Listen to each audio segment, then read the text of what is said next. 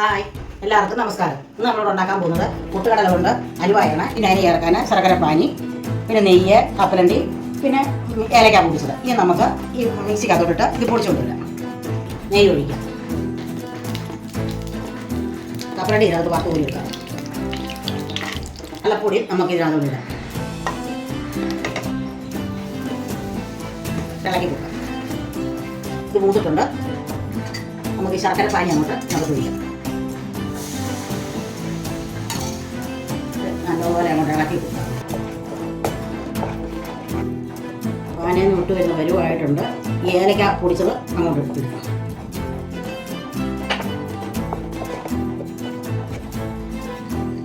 വറുത്ത് വെച്ചിരിക്കുന്നത്